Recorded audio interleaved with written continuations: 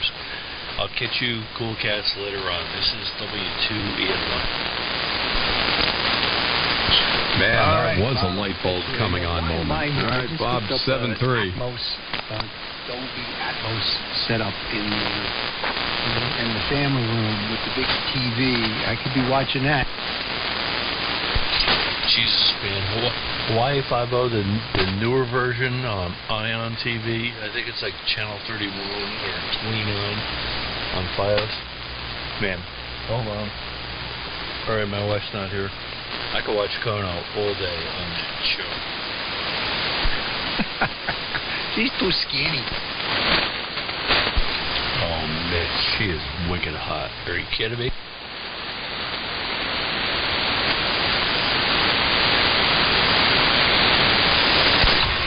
She's way better than the old Kono on the original.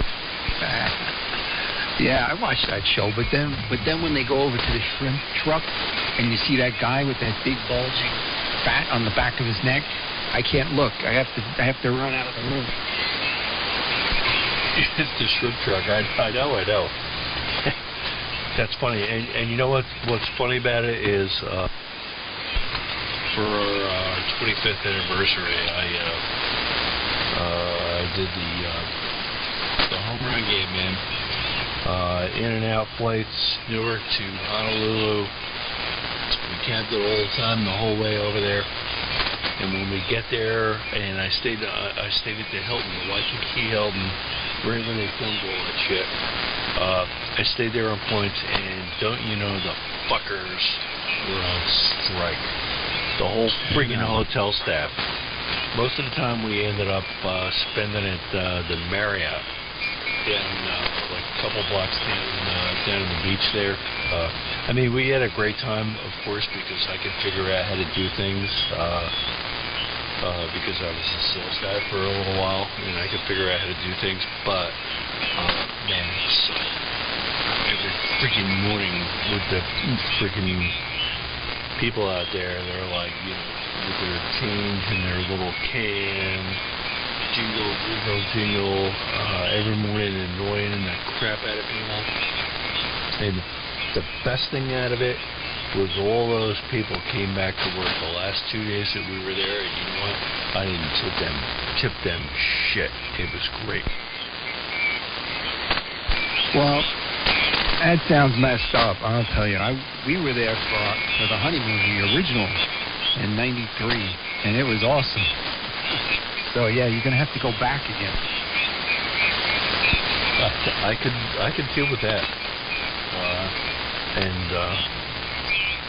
Yeah. Anyway, I'm going upstairs to watch 5.0 and open up a new bottle of red wine. I made my wife Bloody Mary about an hour ago, which I think she's probably done with. But damn, every Friday I freaking forget that 5.0 is on, and the reason for that is because the last 3 years, because of the last 2 years, because of COVID, I was taking Fridays off. We never did a vacation for like the last few years. And instead, because my wife doesn't want to bladder anymore, I would bail on Fridays all the time, and it was freaking great. I took 16 Fridays off in a row from July until the end of October. And November kind of sucked because it was like, all right, I have to work on Fridays again. But anyway, make a long story short, I'm going upstairs to watch 5.0 on Ion TV, and this is not a commercial announcement. And I'll get you cool cats later on. This is W2ENY. And hey, I got the National Winning 3D today. I had to bring the box down. It took me 2 days to bring the box downstairs. It was so freaking heavy. But I'm going to have it on the shack tomorrow. I'm going to put it on 740 Zoomer radio in the afternoon from Toronto. And I'm going to have it in the big national speaker. And I am going to be loving that. This is W2ENY. You sound like a radio nerd, dude. All right, have a good night. Yeah, radio nerd. Fun business. Come on.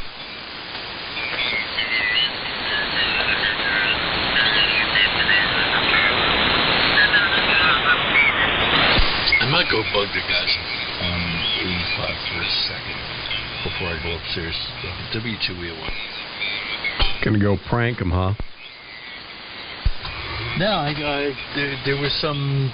Clark, I don't know whether you're part of that hate book page, the AM group or whatever it is. But anyway, there was a lot of talk today about Gordon and how he was like an SWL for like a lot of years, like I was, like a lot of people were, and he remembers like old call signs and stuff, and it was like kind of like old home week, watching some of the messages on it. Gotcha. Nope, I'm not affiliated with that group. Yeah, we're talking about, well, Paul BJB was talking about stuff, and I chimed in with guys like WA3PUN, Uncle Ed. Man, he used to be live like a little bit. I think he had a dying, if I remember right. He was out in like Harrisburg. And I remember there was George W2 Oscar Whiskey. He ran a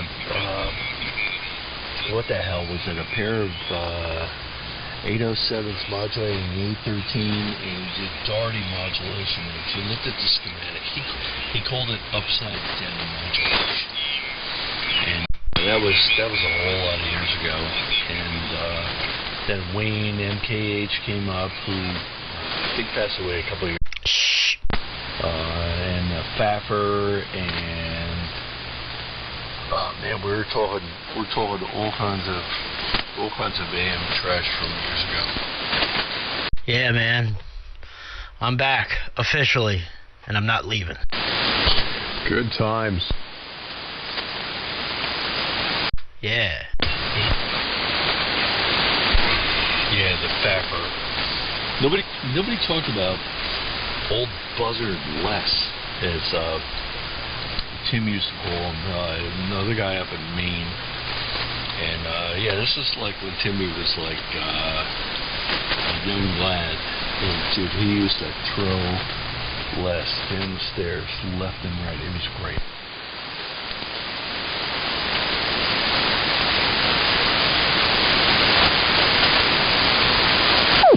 Old Buzzard Les. Anyway, I'm going to take a drop by 3885. I'll get your cool cats later on. This is W2E1. Alrighty, good signal, man. Always a pleasure to hear you, Bob. Band's in decent shape down here. Yeah, W3MMR. Just haven't said that yet.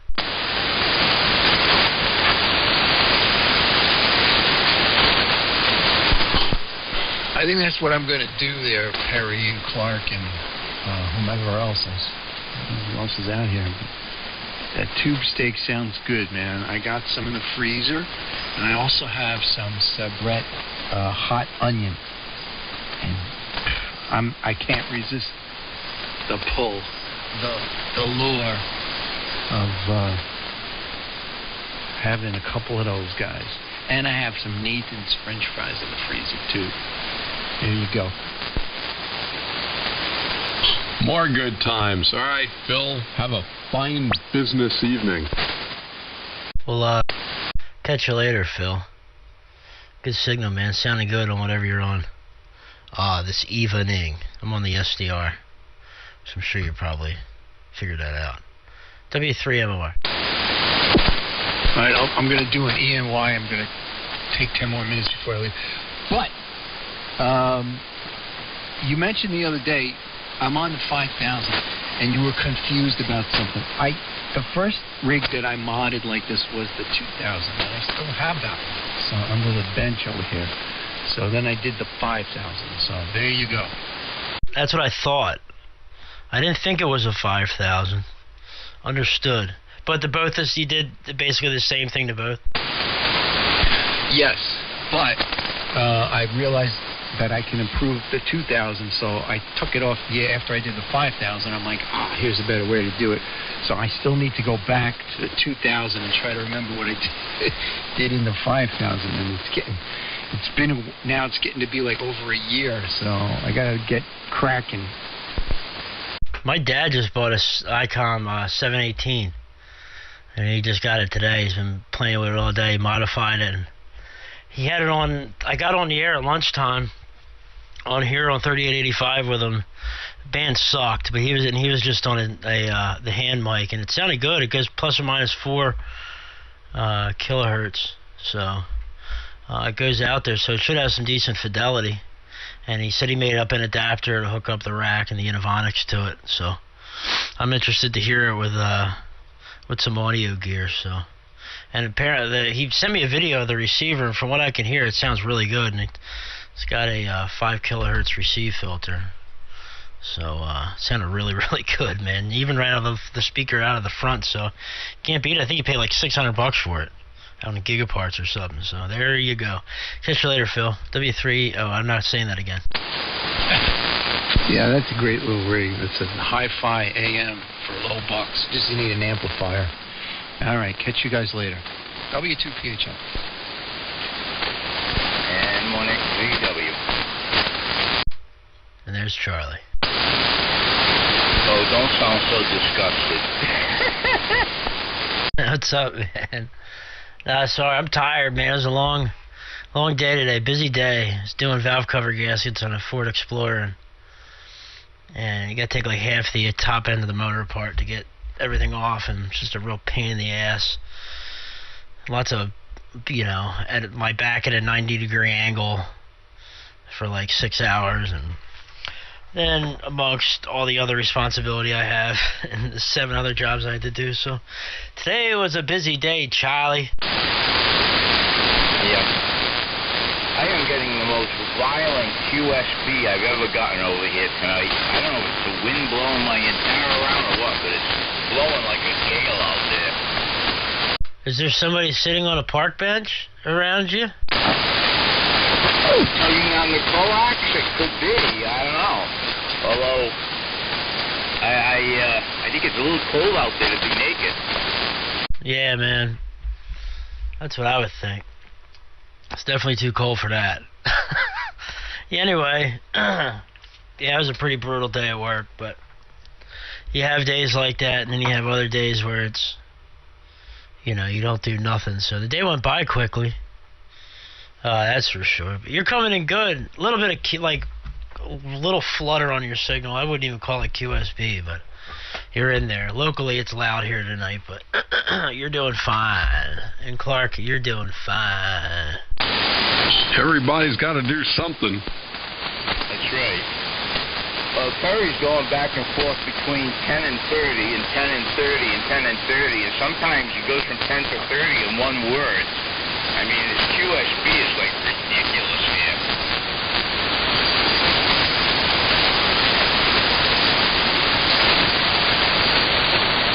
Yeah, I'm trying to get this frickin' thing going here.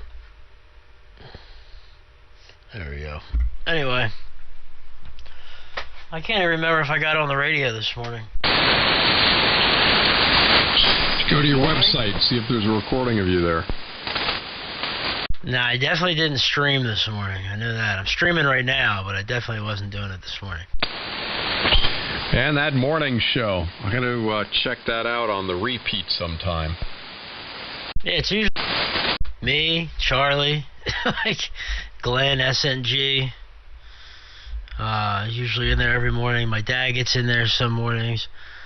And Kevin, GZQ, down south, will get in there, and Jim, XG, a whole bunch of cats talking about the weather.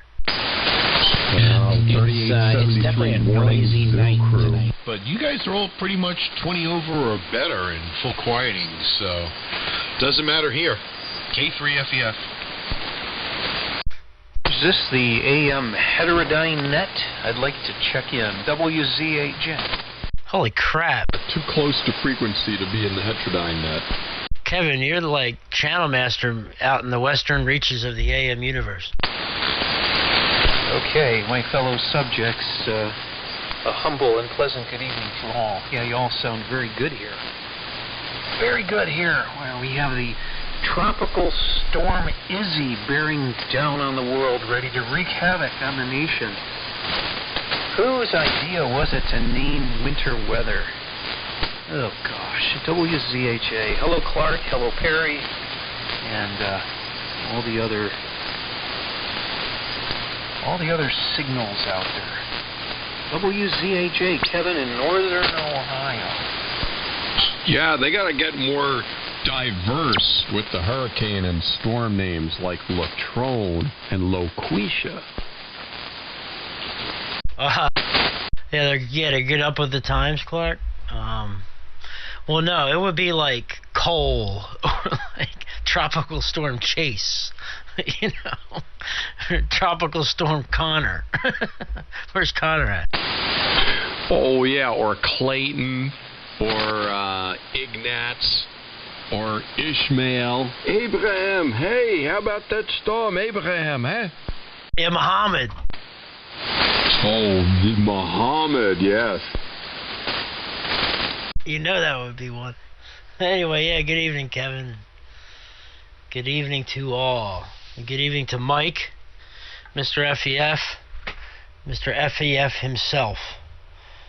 Coming in just fine, Mike. You always come in great here. You and I seem to have a pipeline, my friend. Yeah, definitely a pipeline. You're always strong over here, so it's yeah, booming in, nice cushy listening. I've actually got on my Flex, I've got the, I don't even know what they call it. I guess it's like an AGC. I've got it down around 30, which keeps the noise really way back in the background. Like I said, you guys are all booming in over here, so. I do that too. I love getting that AGC slid up to get the background noise down. And 1XZW. What,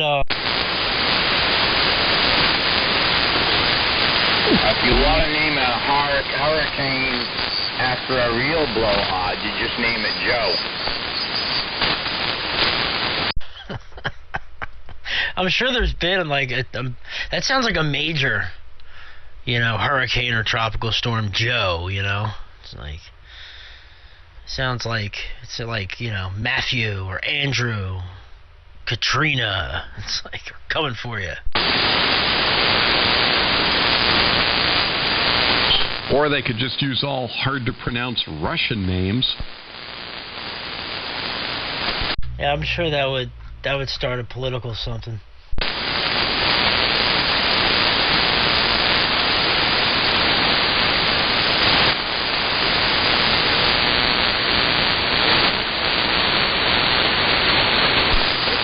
Listen to the background noise. Quiet, numbskull. We're doing the library net.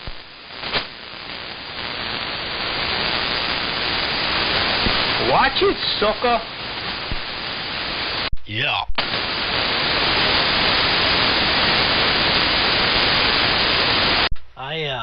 Body up on their Dewey Decimal System. You're supposed to be getting some snow out there, Kevin, huh? Not really. The line is east of us, so we're getting a little freezing drizzle as we speak. But I'm not going anywhere, so I don't give a...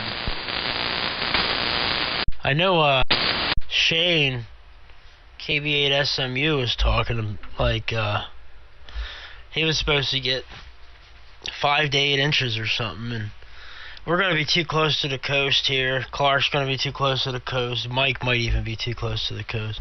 But we'll see.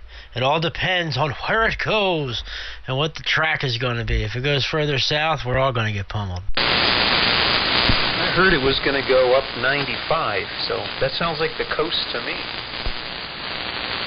Well, that's like... if like the center of the storm goes up 95, that's way too far inland. It's going to drag up too much warm air, and it's just going to be rain. But if it goes further down south and that cold air is able to invade as it's going up the coast, and it stays out further away, and we get those, you know, I guess the center outer bands. Excuse me, I just whacked my microphone. and the center of the low is more centered, I guess, off the shore of Virginia, or, I'd say the eastern shore of Virginia. Weather report by Gary, and he'll be back later on in our segment to talk more about who's going to get hit and who's not. Patch tomorrow. It's too soon to be calling it. It's only supposed to be in the teens here tomorrow. It's supposed to be a real cold day. It might go close to 0 tonight. Prime radio weather. Well, we haven't hardly had any snow here this year. We've got to make up for it probably in May.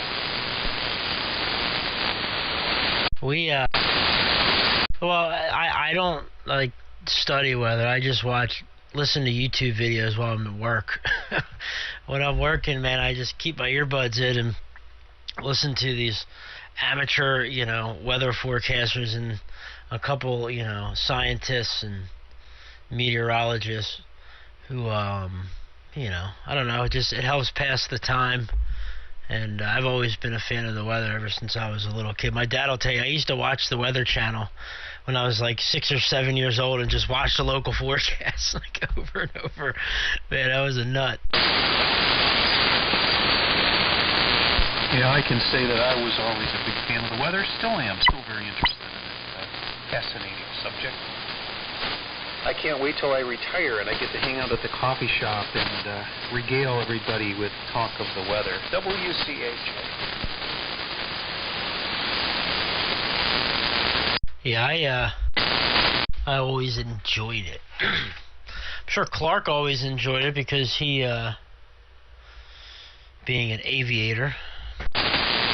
Yeah, detailed weather has always been a big deal for me over the past 20 years. When you're flying, right? Absolutely. Gary, if you're really serious about the weather, you must sit out on the deck under an umbrella and watch the lightning storms, right? I'm sorry, I walked in the other room to grab a sweatshirt. What did you say? I said if you're really serious about the weather, you must sit out on the deck under an umbrella to watch the lightning storms. No, I usually just open the front door and look out. I don't go outside. If I had a porch, I would definitely go out on the porch, but I don't have a porch. But my dad's got the perfect view, man. The way the storms come in, they come across the field, and he's got 150-acre field across the road from him. That's obvious. It's not his, but then he's got 6 acres in front of his house, and it's just all wide open, man. I remember summers there where you could sit out on the front porch and watch the rain line come across the corn. Real tall corn with the tassels off the top, and just work its way right across the corn, man. You could hear it get loud as all get out, man, and just work its way right across the field and, right up to the steps.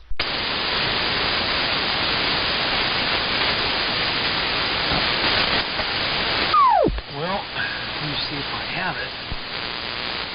Like when I was at my I spent an entire Saturday on a motorcycle for miles and miles and miles, and you watch the monsoon getting closer and closer. It's tough to be in a tent out in the That's why it's time to go inside. lightning striking everywhere.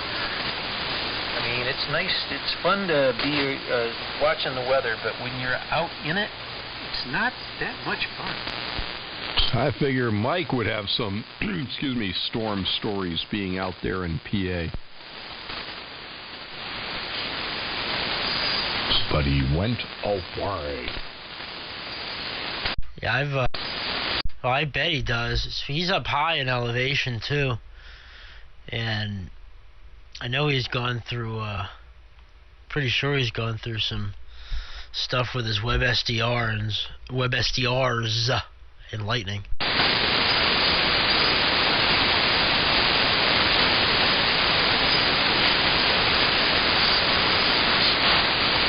When I was a kid, lightning struck my grandmother's house and we weren't home. But when we came back, in her attic, her twin lead, you know, that brown 300 ohm twin lead that used to have on TVs, all of it was turned to charred black crumbs all over the place, and the conductor was nowhere to be found. Man, I remember coming home one day. My dad had an iMac, or I think it was a Shakespeare Big Stick, CB 11-meter antenna on top of the tower. It's actually just the house is about probably a mile from here, and the tower's still there and everything. And it was a 70-foot crank up, and we came home one day, and I remember getting out of the truck in the driveway, and there were shards of fiberglass everywhere, all over the driveway. We look up, and there's no antenna left. It was just gone. I was really too young to remember anything else about him lowering it down or fixing it or all that stuff, but I do remember seeing long shards of fiberglass everywhere, and thinking about the dog in the house and how loud it had to be, you know, for the dog, for that thing to take a direct hit.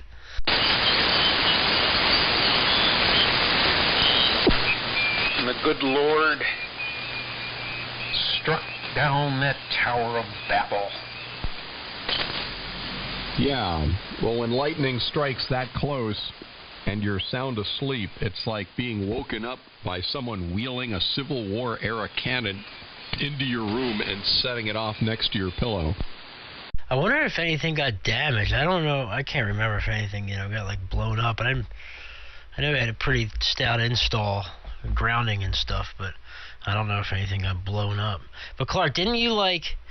I remember seeing the video where it traveled through the the driveway and through the yard. And through the Ford F-150. That's right. Oh man, that was what, like 2 years ago? Yeah, 2, 3.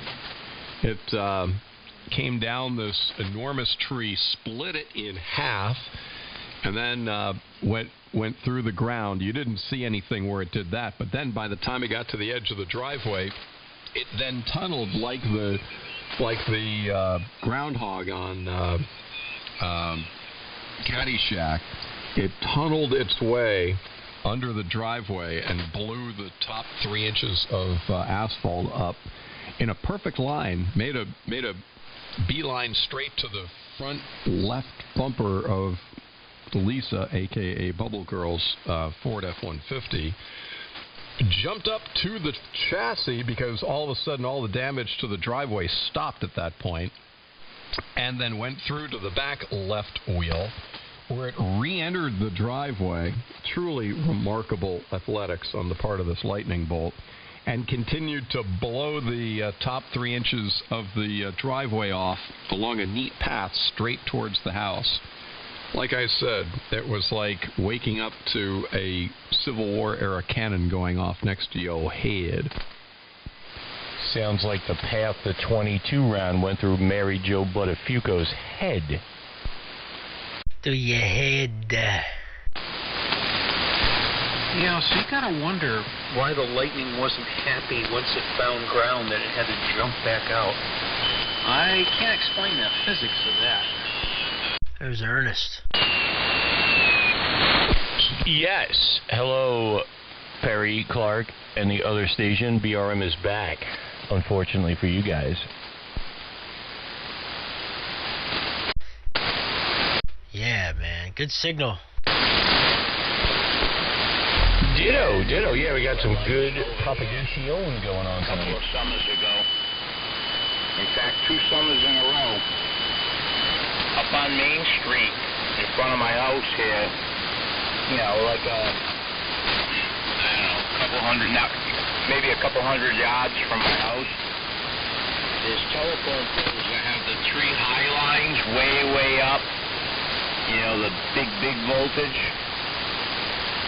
And 2 years in a row, the 3 lines came down right in the middle of the intersection. Really? Yep, the first year it blew them off on one side of the pole and the lines were laying in the intersection. And a year later it blew it off the next pole and the lines were laying next to the intersection. Both years, On the both anniversary? times I lost my power. One of the happened, I had walked out to the middle of my backyard because I knew it was going to start pouring any minute. I walked out to the middle of my backyard and bent down to pick up a bucket or something that was out there that I didn't want to fill up with water. And it cut loose right as I was bent over. I almost took a heart attack. It almost took a heart attack. That's great. You know when your hair stands on end? Yeah, I've never heard that before. I never took a heart attack. I took a heart attack. Well, it was loud. I mean, it was like you know, somebody cracked a whip right against my ear.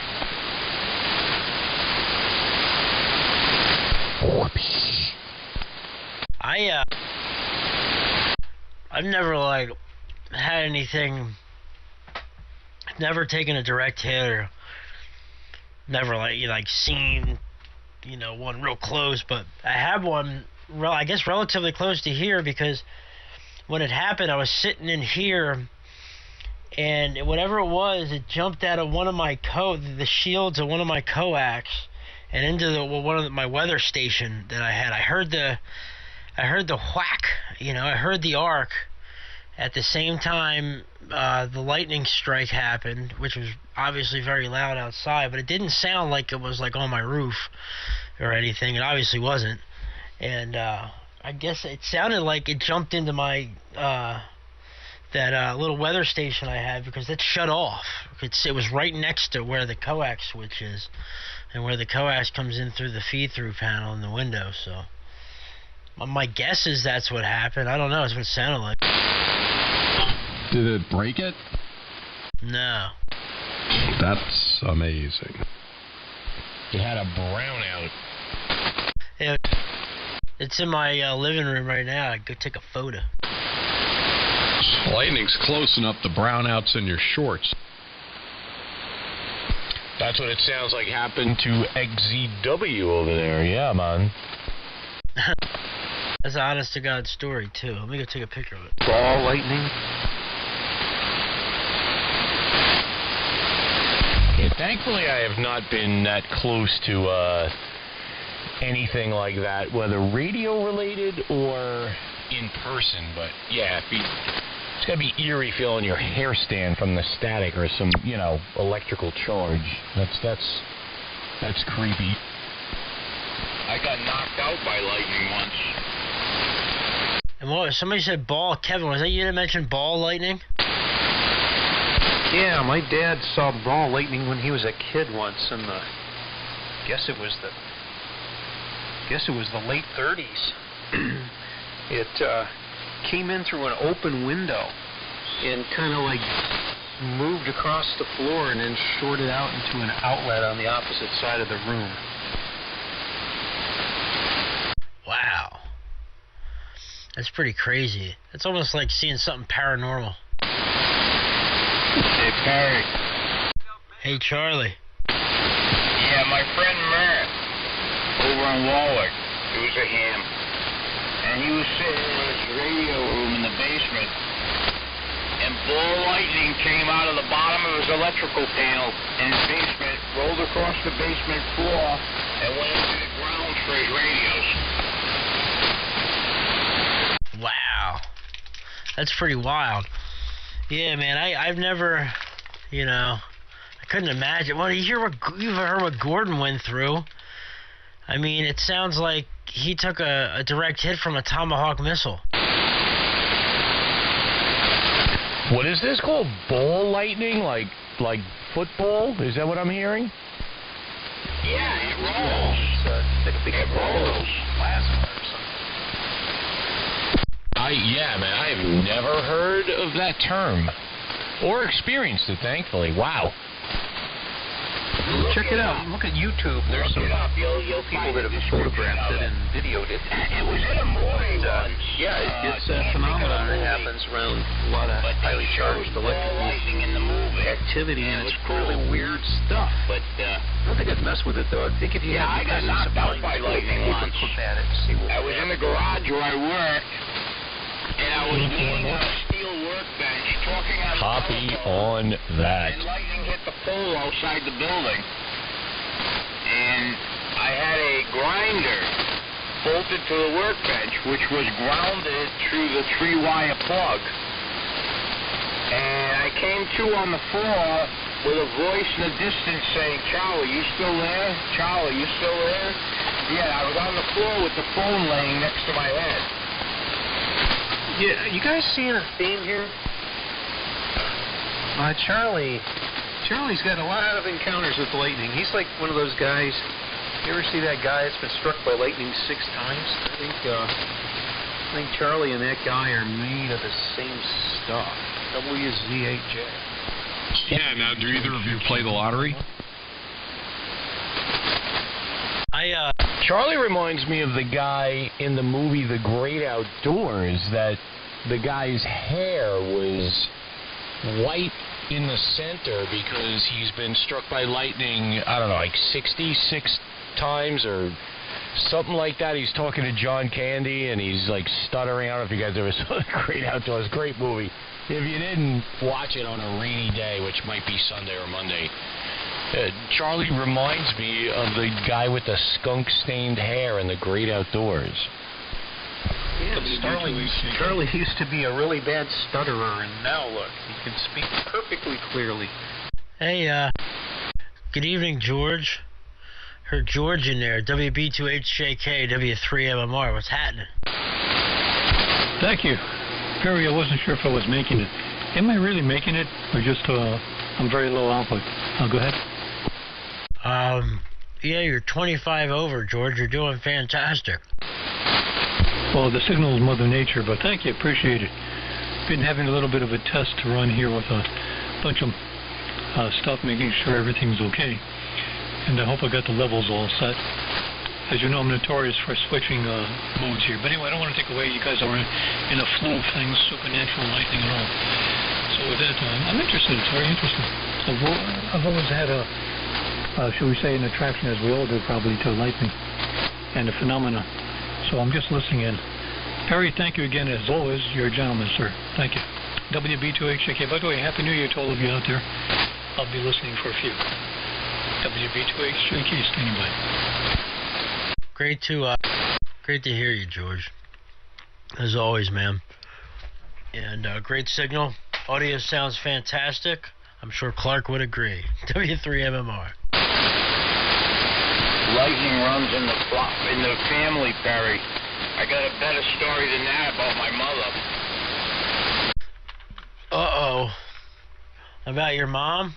What was she, well, okay, tell us. She was born and brought up in England. And her and her sister were walking across London Tower during a lightning storm, and lightning came down the tower, and it took the zipper right out of the back of her dress. Her sister promptly covered her with her jacket, and they rushed off. The parts unknown. They were getting the hell out of there. The parts unknown. Now I'm thinking Charlie's like that dude Powder. Remember that movie Powder? The guy was like attracted to lightning. He was some kind of alien. Something weird's going on in Rhode Island. Darling, that wasn't me trying to unzip your dress. That was the lightning. Perry, we were sitting with the front door open, and we were all sitting around the kitchen table. Couldn't watch television because there was a lightning storm. And I don't remember if it was a knife or a fork or something was in the middle of the kitchen table, and a magnetic charge from a lightning burst made it start spinning. Wow. Kevin, what'd you say? What? I thought you said something, Kevin. I said, well, when he said about the zipper in the dress, I said, no, Darling, that wasn't me trying to unzip your dress. It was the lightning. Ooh. Clark, I think you need to add a new subject to the alien and supernatural night. You need to add lightning stories in there because Charlie's got lots of them. He could entertain us for hours. Yes.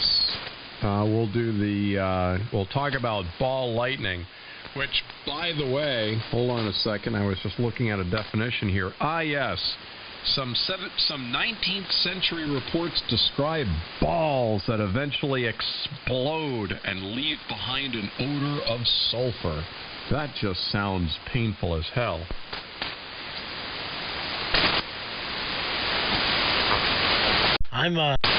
I was looking up ball lightning on YouTube, but I got distracted and started watching a monster truck, an RC car, snowblow his driveway.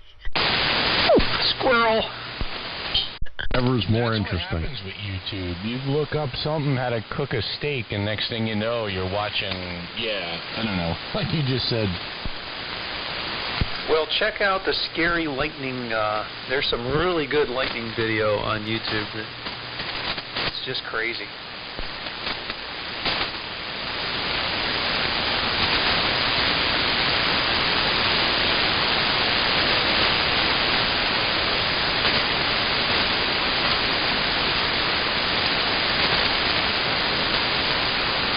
Spectacular. Somebody caught that perfectly on video. If nothing else, lightning makes a good power source for charging your flux capacitor. I don't know, when I hear the term ball lightning, my brain goes somewhere else.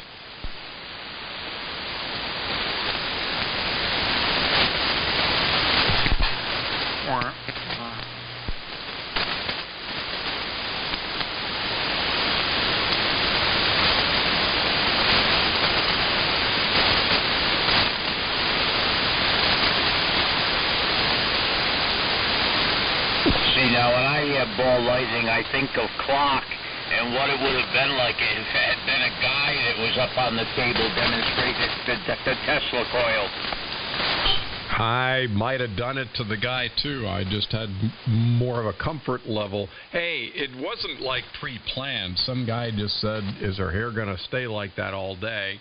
I said, no, watch this. And then, well... It's a good thing she didn't take a heart attack.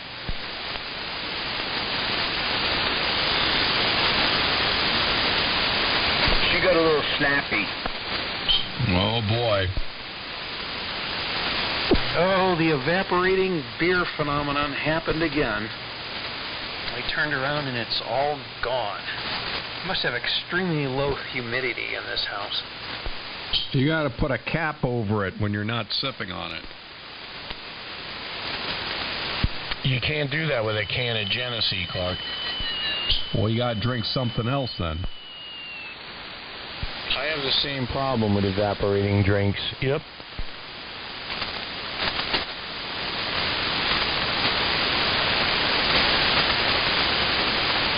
Wow, it's 7 o'clock and the band is still here.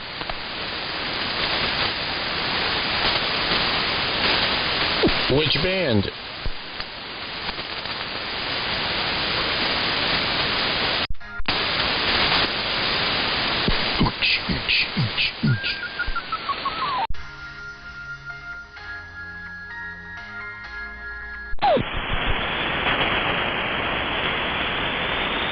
Yeah, man.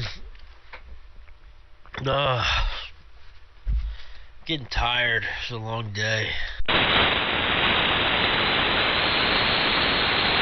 Yeah, we're at the right distance right now, Perry. We have a good telephone, soup cans and string right now between us. Yeah, well, you got a good signal down here, man. That's for sure. All right, I'm out of here. I'm going in the other room. I'm going to go lay down. I'm going to let the stream roll on here and park it here for a while. We'll catch you guys later. Good hearing you, Ernie. Thanks for getting back on, man. Good signal down this way. Clark, Kevin, Charlie. God, somebody else was in there. I'm sorry. I'm tired, man. I'll catch you guys later. W3MMR. 7-3's, Perry. Have fun with your corn dogs. 7-3. I always play with my corn dogs. 73, Perry. Yeah, you got to get ready for the, what is it, the military net? You'll be up at 5 streaming. All good. Enjoy your night. 82 BRM. 7-3. 10-4. 10-7. Back quiet. Yeah, the military net where early is on time and on time is late. Yeah, the pre-net starts at like 4:15, 4:30, something like that. But I'm not getting up for that.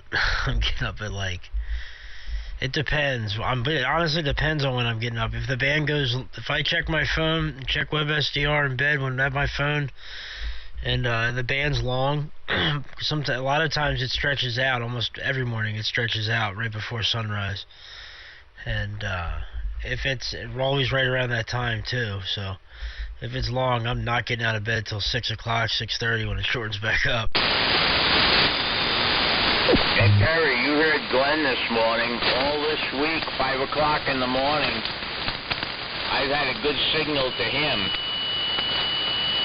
It's far from being long when that happens.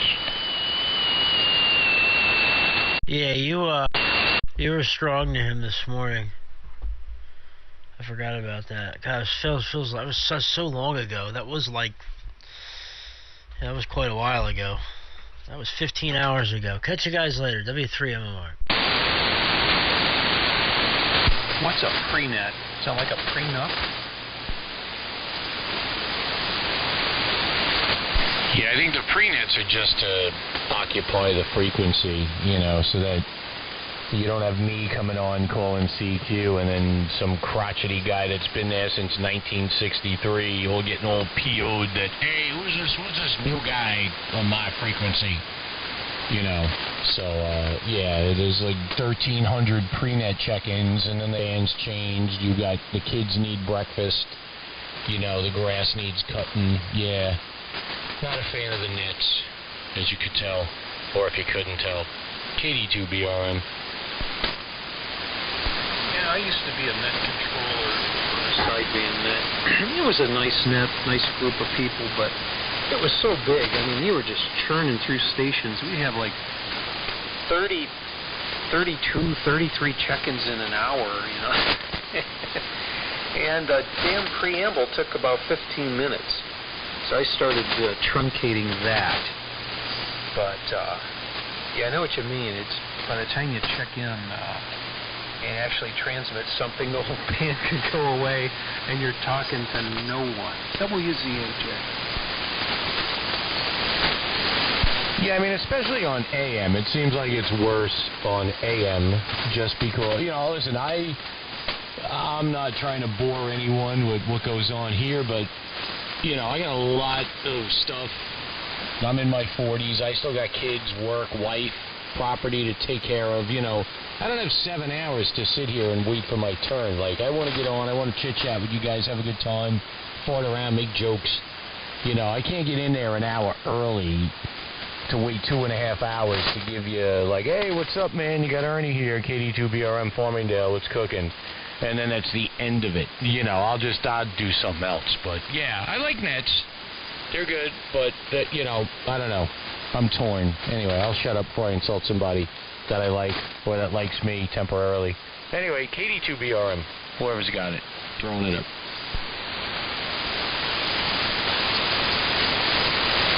Any more check-ins to the net? Well, I know what you mean. I can relate. Sometimes I'm just not in the mood for nets, and sometimes it's good just to listen along. The thing about an AM net is you're always going to have somebody checking in on a Ranger that gets into a long filibuster, and they can't be heard, and they need a relay, and, then you kind of lost it.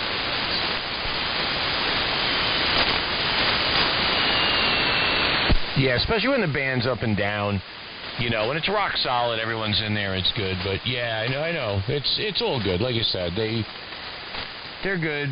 They serve their purpose. I partake in them sometimes, but for the most part, I much more enjoy doing what we're doing. You know, even if it's a little chaotic and everyone's keen on each other, but everyone's having a good time. You're throwing in your 2 cents. Everyone's joking around, having a good time.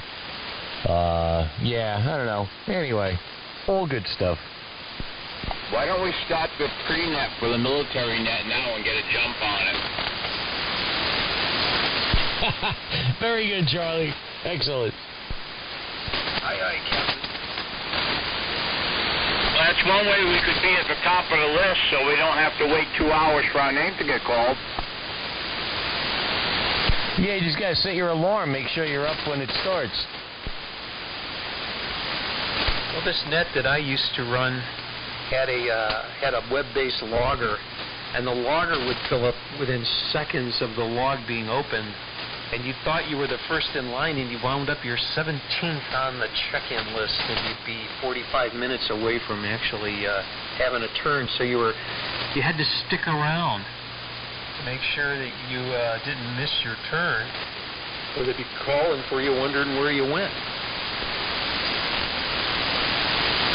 The best net I've joined, and I haven't been on it in a while, probably in almost a year, is the noontime net.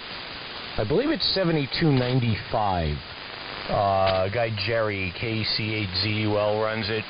I love it because he gets on 10 or 15 minutes early. A couple of guys will check in, which is cool.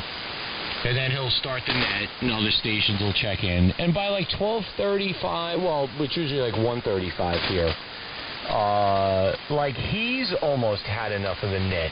And he just speeds it up, and then he'll sign off, and everyone else that lingers just kind of hangs out, you know, there and BS's. And sometimes he'll come back in, but he keeps everything short and sweet, and he's got a quirky sense of humor, and he probably runs the best, in my opinion. He runs one of the best nets out there. It's the noontime net, 7295. I think it's 1 p.m. right now, Eastern Standard Time for anyone on the coast, but I love his approach to it. Oh, yeah, I like talking to Jerry. One day I get down to see his installation, but I have not heard him in a long time. Is he okay, or am I just missing him? Yeah, he was on today. I didn't retune the antenna or retune the matchbox for the antenna. I was listening on this setup now, and I was just too lazy to go outside and readjust the tuner. But he held the noontime forum today, or the noontime net. Noontime net. And yeah, man, he's still out there. Yeah, maybe if you guys are too close, you got to get the right conditions. You know, him and I are far apart.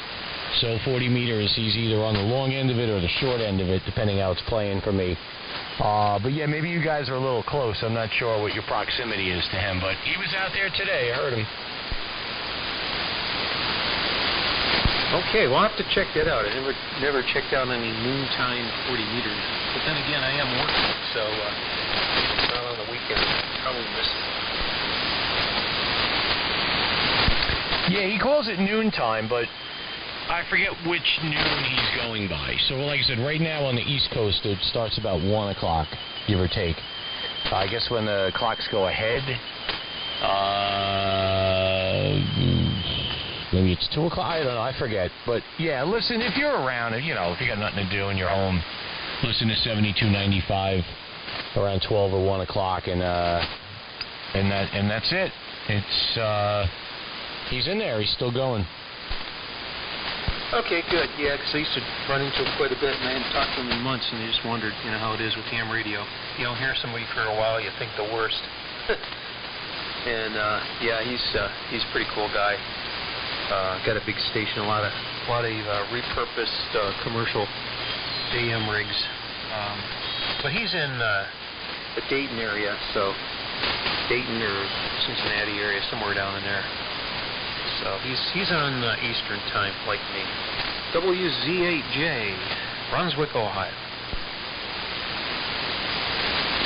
Okay, I was just going to ask you where you are. Yeah, I got to look you up and see what the distance is here from the BRM shack. Let's see. What does it say here? Yeah, 438 miles. So, yeah, you guys are probably close. 40 meters has to be cooperating very well. I guess for you guys, you're probably like, I don't know, 80 miles, 100 miles, maybe less, give or take. So, yeah, I'd be able to work you in the daytime, but it might be tricky, I guess, depending on your antenna setup and, you know, propagation. But, yep, all good stuff. Yeah, 80 meters of 75 is playing pretty good, like Charlie said. You know, we got close ins. Perry and I are like 100 miles apart, air, and you're like, what I say, 2 and change. So, band's playing nice right now. Yeah, I don't want to monopolize it here, but let me get your call, your name, and by the way, you're booming in strong. Northern Ohio tonight. Sounding good. Everybody's sounding good. Ditto. Yeah, you've improved since I came on before. You were closer to my noise level. Could just be, you know, sunlight difference from you to me. But yeah, call is Kilo Delta 2 Bravo Romeo Mike. And the name is Ernie, like Sesame Street. And we're in Farmingdale, Long Island, New York. Hey, Ernie, I don't know if we've worked before, but nice to meet you. And, yeah, spread it around here. Let's see who else is just hanging out, listening, and hoping to say something profound. I don't have anything profound to add, but nice to run into you tonight. And nice to get a little AM activity. This is KD2AFL standing by. Copy on that, Kev. Well, just as I was about to step away for a beer, Daryl steps in to take the con. So we're going to unofficially, not that I have control, but I'm going to unofficially pass it over to KD2AFL in the group to take it, along with W8, I'm sorry, what did I say, is it WZHA? That's what I got written here. And I think Clark's still in there, and one BCG, myself. So over to you, Daryl. KD2AFL in the group, KD2BRM. Yes, good evening, everybody. I just turned the transmitter on. I just hope everybody's copying me well. I'm on the Gates 833, you know, tubes in it, and still trying to get the bugs out of this thing. So I just hope it's sounding okay. Every day it's like a venture with this thing, but we're getting it narrowed down. Seems like the band is in good shape. I don't know who all out there, but I'm just going to say good evening to everybody. You said Clark was out there? All right, then I'll unkey and see what's going on. Happy Friday to everybody. So this is Kilo Delta 2 Alpha Foxtrot Lima on the BC Gates 1T. So I'll be standing by, and appreciate it for letting me in. I'll be standing by after you. Well, the glass from the past is sounding really good here in Ohio, WZHA. Now you got that thing sounding really, really marvelous.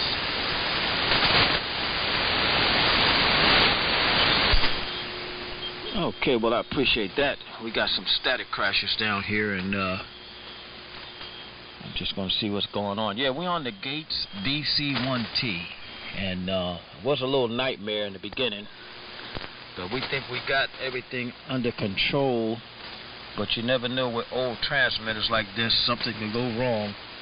But this is it. We've been waiting on this thing for a good year or more, and here it is. Live and living, and here I am with it. So good evening, everybody, and I'll be standing by. This is KD2AFL on the Gates BC1T transmitter. Standing by. You sound like you got rid of your RF issues, Daryl. Nice, clear, nice, full audio. Sounds great. Sounds like a broadcast rig. WZAJ Kevin, Northern Ohio. All right, Kevin. All right, then. I appreciate it. I'll be standing by. Hey, Darryl, quick question. What are you using for a receiver over there? We're using the 7300 for exciter, but we have a 390R we're working on right now. Uh-oh. There's the phone, so I got to answer this and I'll get back. Okay, copy on the R390. Okay, very good. All good. Do what you got to do. KD2BR, I'm listening. 3873.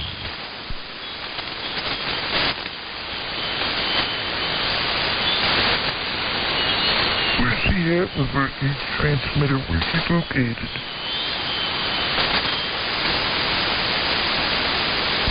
Somebody was on sideband there.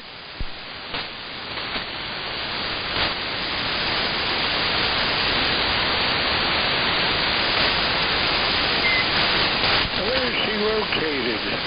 Where's she located? I think he's close to Newark, New Jersey, give or take a few. He sure sounds good, I'll tell you. But it's really more of a credit for that 7300. Yeah, I don't know exactly how he's got it set up there, but Darryl always puts out a good signal regardless. I'm sure he's not in my living room. It's an amazing radio, what they get for it. I just wonder how they're ever going to stop it.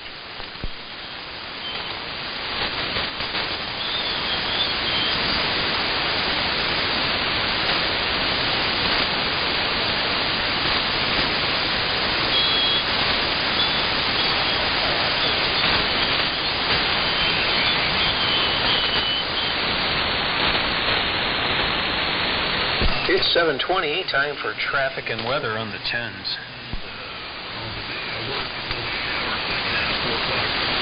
Do you pick up WLW by you, Kev? Oh, yeah, no problem. Why? No, I don't get it out here on Long Island often. But every once in a while, if I'm heading out through Jersey or Pennsylvania, I'll get into a pocket where it comes in. Well, I get it at night, when the band stretches out. Get a lot of things at night here.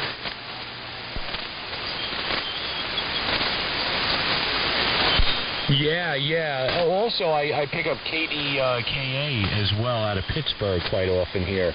Not yet. It's probably a little early, but I get them a lot on Long Island. They'll interfere with a popular 1010 winds. I'll hear some, buckshot coming in on the upper end. And then I know, KDKA's out there as well. But you probably picked that up where you are as well, right? Which station? KDKA out of Pittsburgh. Yeah, sometimes I can pick that up. When I used to drive around a lot on the road, man, the Atlanta station, I can't think of the call sign off the top of my head, but they used to come booming in here, just like they were local. Oh, that's interesting. Well, that's what I always find interesting about the broadcast band is depending where you are, some areas work better east to west, some areas geographically work better north to south. It's always interesting. That's why, shortwave listening is, interesting to a lot of people because depending where you are in the country, sometimes stations you think that you should hear it or would like to hear don't come in, and then all of a sudden you get these weird bounces from other areas. So that's cool stuff to me. Anyway. Yeah, I'm always fascinated by the the ionosphere. The other station that comes in sometimes really strong is the St. Louis station, and again, I can't remember that call sign either. KMOS or something like that, or I don't think that's it, but that station sometimes is very strong here in Cleveland area.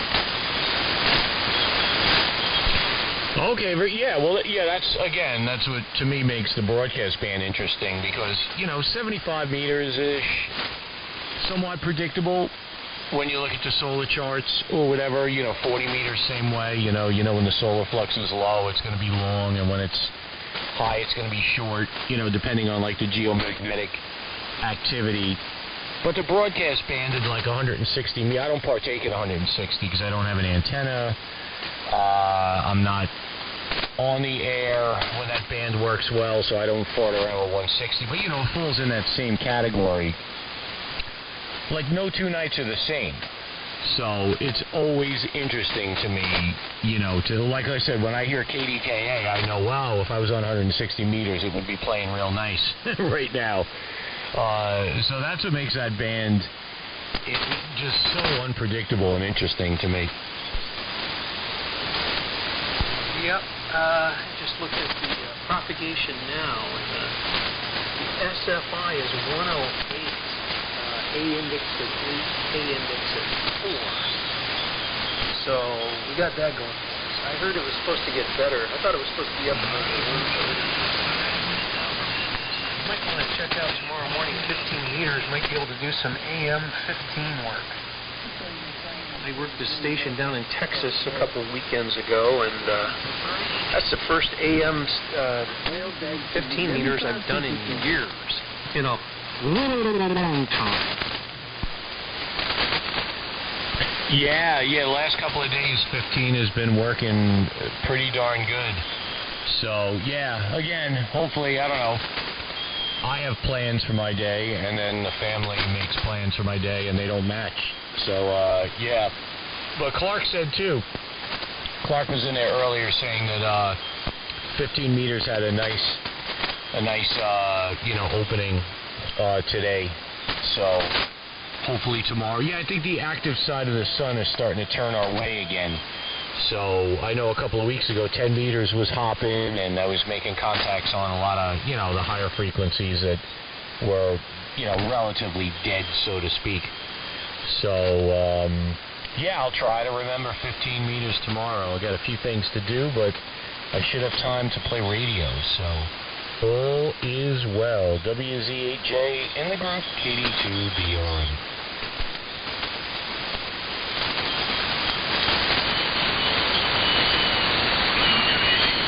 Okay, Ernie and I aren't going to do all the heavy lifting. Somebody else. Say something.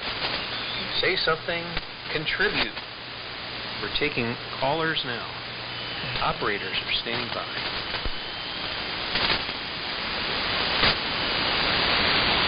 Yeah, I got to actually run upstairs real quick. I've got to check the wood stove. And I should be back on in a couple of minutes there. If not, great running into you. I'm pretty sure it's probably our first time, at least on AM, that's for sure. I'm never on a Friday night at this hour, so great running into you, great talking to you. But I do plan on returning in a few minutes. So I'll be back in a little bit. WZHA, KD2BR. Okay, Ernie, but, I don't recommend wood stoves. Those things can be very dangerous. Stoves should be made out of metal or something that's not flammable. Just saying. Good point.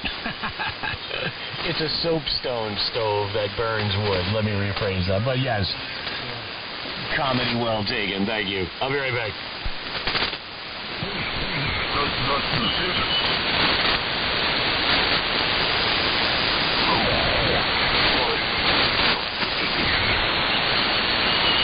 There's some sideband going on, and I can't copy it because I'm listening on AM, old man.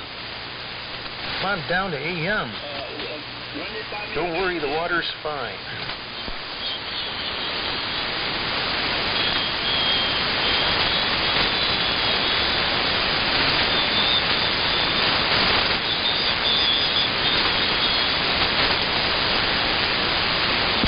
WZAJ.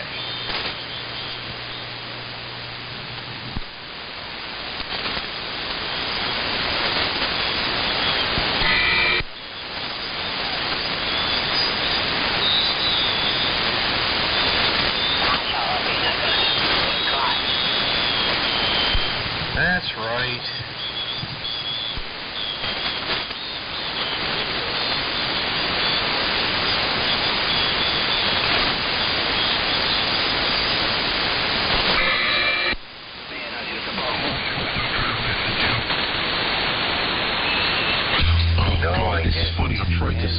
simultaneously listen to you guys while being able to transmit, while also talking to my buddies on 2 meters, and it's like everything is just coming in everywhere. But everybody sounds good over here. I'm trying to talk all my technician friends on 2 meters into getting at least their general so that they can join us on HF. I've got a good group of friends. They would absolutely love this. I just got to get them to do it. And that's always, I don't have to tell you, that's always a bit of a challenge. K3FEF, Fox Echo Fox. Hope everybody's having a wonderful Friday night. We are here, my wife W3TKP and myself, just hanging out. Good evening, Mike. WZAJ holding court here on 3873. The only one that was willing to talk lately was Ernie KD2BKM, but he went to check the wood stove. So good to hear you. Again, my name's Kevin in Northern Ohio. Call sign Whiskey Zulu 8 Juliet. Sounding big and strong here, buddy. Well, you sound great over here, equally as well, Kevin. WZHA. Yeah, sounding nice and strong. I think conditions are just at that nice middle spot where we can still pick up our local buddies, but we're starting to stretch out a bit, so that's a good thing. Sound great over here. Yeah, we're in Milford, Pennsylvania, right where PA, New York, and New Jersey come together, and just kind of listening. I was on earlier, then I had to step away for dinner for a little bit, so I'm back on. You know, I always, now that we're in this season, I always joke, well, it's not a joke. I think usually around 8:30, 9 p.m., all of a sudden the band comes back really nice. So I took off today from work just to get a bit of a mental break. We've been really, really busy for the past 2 months. So I'll be on for a while listening and monitoring. Over to you, WZHA. Yeah, okay, Mike. Yeah, very good. I don't run into you that often, so it's good to hear you in there again. And, well, the winter months is when I kind of come out of hibernation, you know, for ham radio. During the summer, I can't, you know, summers are just too precious here in northern Ohio to want to spend them inside when it's light out and there's stuff to do outdoors. I'm not that interested in doing it, but when it's like, well, winter, dark and gloomy, it's a great time to be down here in the bunker, busting up the ionosphere with mountains of AM signal ricocheting off the globe. WZAJ. Yeah, I agree 100%. The summer, you know, I'd rather be outside. We have our fire pits going on, or we're hanging out in the woods or something. And like you said, you know, northeastern PA, winters are, well, rough. So I don't mind being in the ham shack for the winter, but when summer comes, we are outside as much as possible. It's just, you know, I'll get on during the day, or I'll do some 2-meter work, or even some satellite work. I'll run my WSPR transmitter just for the fun of it and see how propagation is, but the big lengthy QSOs and rag chews, nah, not during the summer. I'd rather be outside, enjoy a cold, refreshing beer, and hang out with my friends. So yeah, this is the season, and actually, so far the season's been pretty light. We're expecting our first big snow on Sunday, which is unusual. Usually by December we've got permanent snow cover on the ground, and we haven't had that yet. So we're very lucky. In fact, I can look out my windows right now in the shack here, and we're seeing green grass. That's very unusual. So, you know, as far as I'm concerned, I think we're getting off the hook pretty good here so far this year anyway. But we'll see what happens. K3FEF, WZAJ returning. Well, you're right. Well, we've had very little snow here. I mean, incredibly small amount of snow for northern Ohio. We've had a total, I would say, 4 inches on the year. And nearly all of that came in November. And normally we average about 68 inches a year where I live. So Yeah, we're way behind in snow, and I'm not complaining. I'm not a big fan. In fact, last year I picked up a pair of cross-country skis just so that when it does snow and pack down, I can enjoy myself outside. But yeah, very little. Last year we had more snow before Halloween than we did all year so far this year, all season. So I guess we'll probably make up for it in April and May. Get a lot of snow in April here. It's very depressing. WZHJ. Yeah, you're absolutely right. We'll make up for it in April or May. God, I hope not. But that's probably the case. That's usually how it rolls. Like you said, usually by Halloween, we've already got snow on the ground and we're covered. And once you get that white snow, reflectivity changes and nothing seems to want to melt. But we've had green grass up until, last week when we had like 2 or 3 inches, but that's all melted off now. So we're back to green grass again. We had our white Christmas and that was about it. So I'm okay with it. The only thing I get a little worried about is we have a lot of acreage here, and several of my ponds kind of depend on the snow for their depth. And if it freezes too deep, I lose a lot of the bass, the fish underneath. So I'm hoping we get something sooner or later. I wouldn't mind, like they're saying, we're supposed to get 8 to 12 inches. I wouldn't mind that. I could use a good shot just to get the pond levels back up to where they should be. But so far, it's been a real easy winter. We haven't had any issues here. Heck, I haven't even lit the wood stove yet, which is not made out of wood, just to be very clear. WCHA K3FES. Okay, glad to hear that. Can't be too safe anymore. Yeah, I'll give you a few facts here. I rode my motorcycle on New Year's Eve and Christmas Eve this year. And I was not uncomfortable. And I mowed the lawn on December 14th. That's the latest I've ever mowed the lawn. So maybe there is something to this global warming. I'm kind of in favor of it myself. I really want to see, palm trees in Cleveland. I want to see the spring breakers, the co-eds come into the Lake Erie Island. That's for me, WZAJ. Yep, we'll see what happens. I'm just looking. I know we've spoken before, probably once or twice in the past. I'm just looking at pictures of your shack here. That's a beautiful setup. You got the Harlan receiver. I see all the fun E.F. Johnson stuff there, as well as the Ameritron amp down at the bottom. So I'm just curious. What are you transmitting on right now? Yeah, a lot of people miss the Globe King down in the lower right. That's what I'm on. Globe King 500A here. It's off to my right on a little dolly. Well, on the picture it's on a dolly, but I've taken the dolly apart and attached the wheels directly to the bottom of the case on Leo's Revenge there, Mike. I thought that was a Globe King, but I didn't want to embarrass myself. Yeah, it's a beauty. I like it. It looks good, and yeah,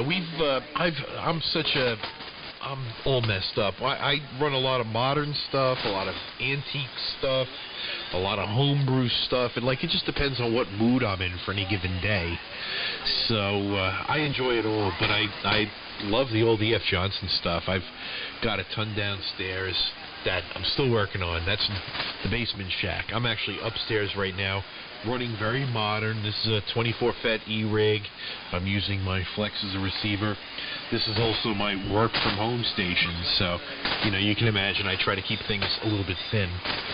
Downstairs I've got God knows what. I got my T368 fully restored, boatload of R390s.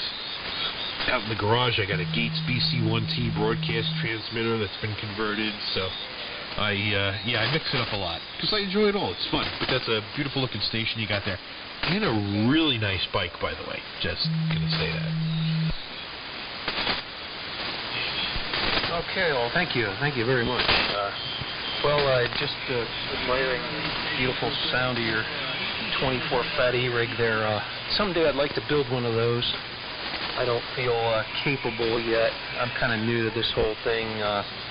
Not really new to ham radio. I've been a ham since '78, but you know, when I was a kid, I didn't build anything. I just worked CW all day long, and didn't get back into the hobby until I got relicensed. I think it was 2013 when I got my ticket again. It said let my novice license expire.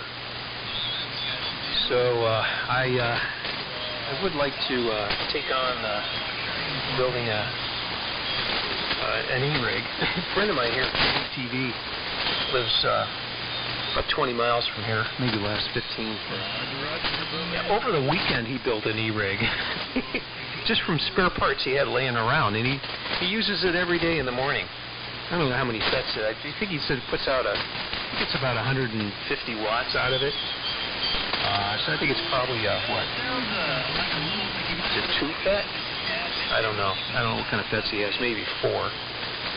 And he just uses analog audio for the modulator, and I'd like to learn how to do that. Maybe start small and then tackle something going bigger.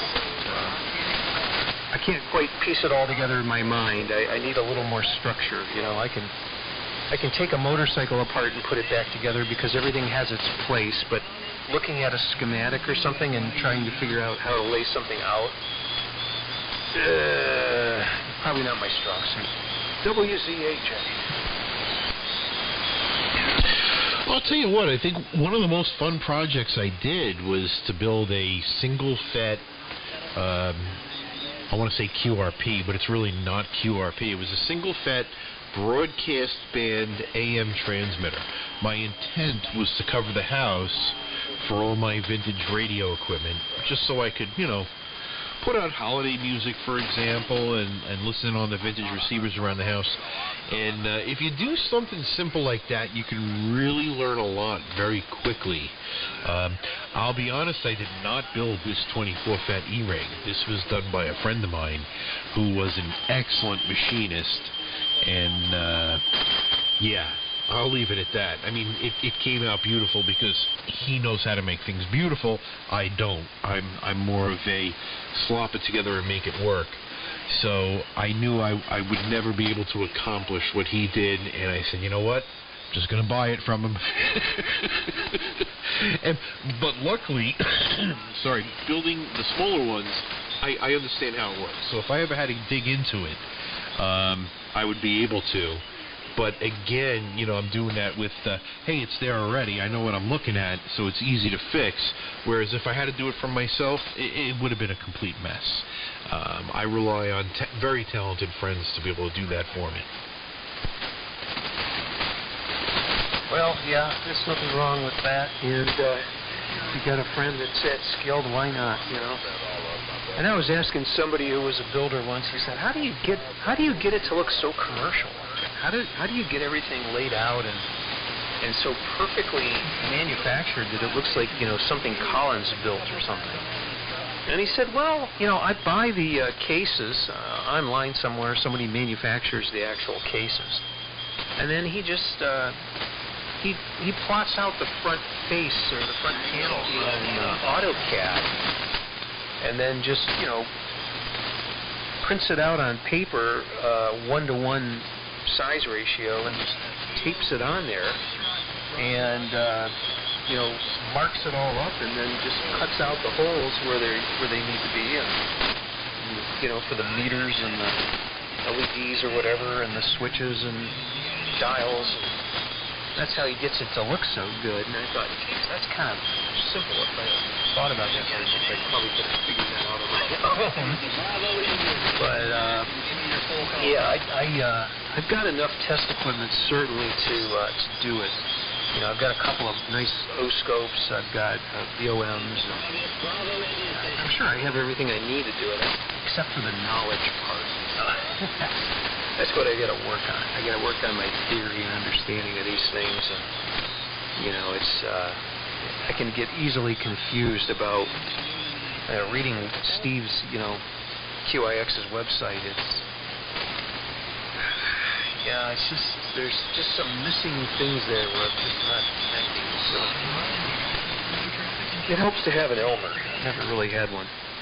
Unless you can count Clark. He's sort of a remote, virtual Elmer. K3FEF, WZHA.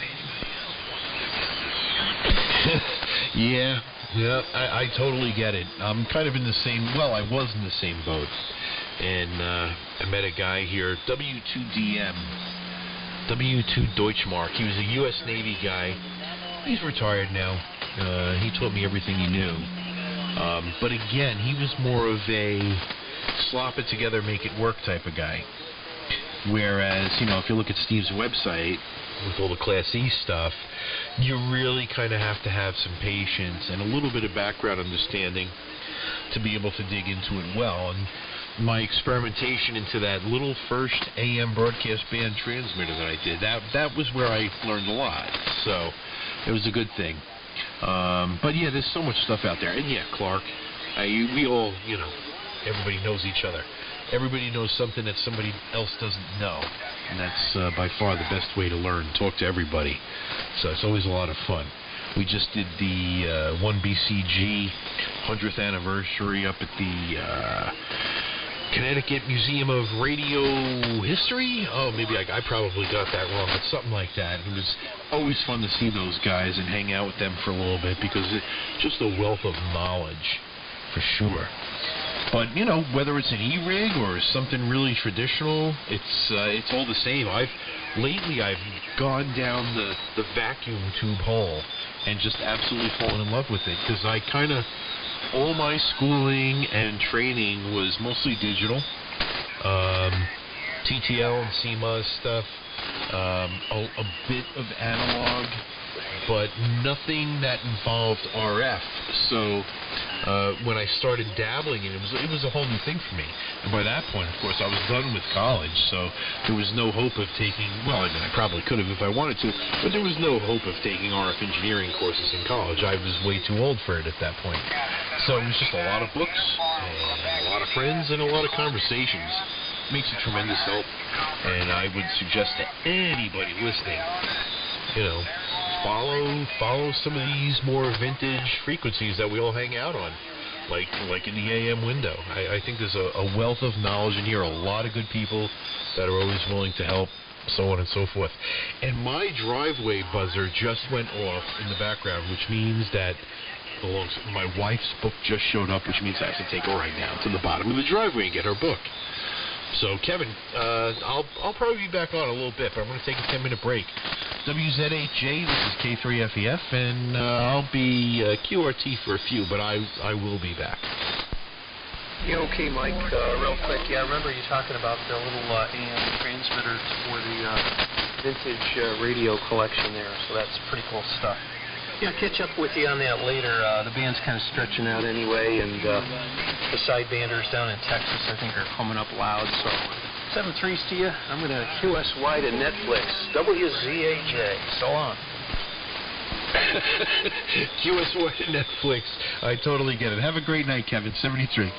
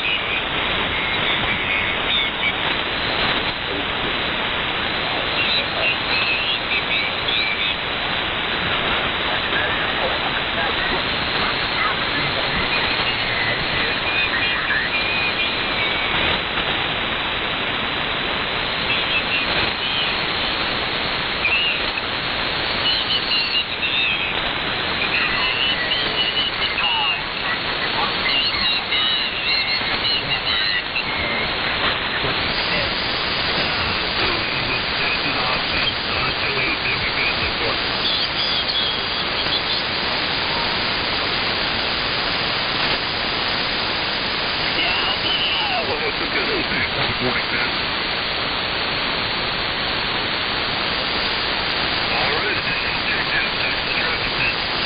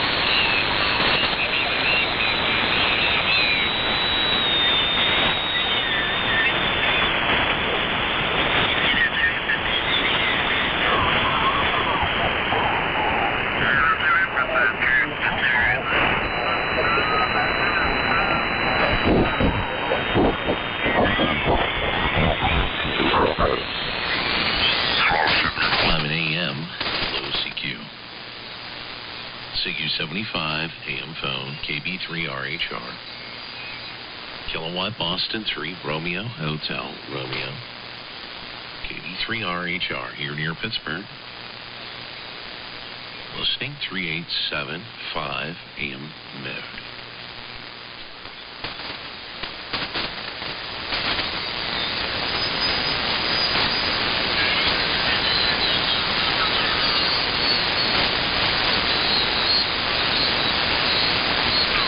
Hello 75, hello CQ, CQ 75 and AM, hello CQ. CQ 75 AM mode, hello CQ. CQ 75 AM, Kilowatt Boston 3, Romeo, Hotel, Romeo, KB3 RHR. Calling CQ, hello CQ, CQ 75 AM. From KB3 RHR, here near Pittsburgh, listening on 3885 AM.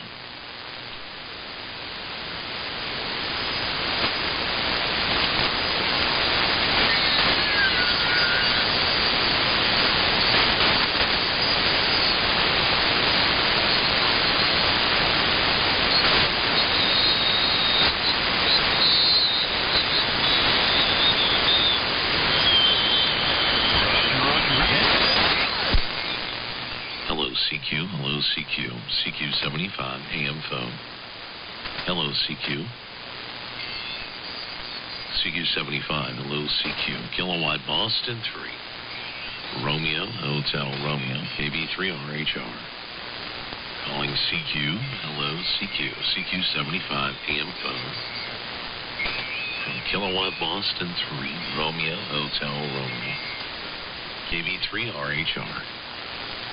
Calling CQ 75 AM phone and listening on 3875 AM.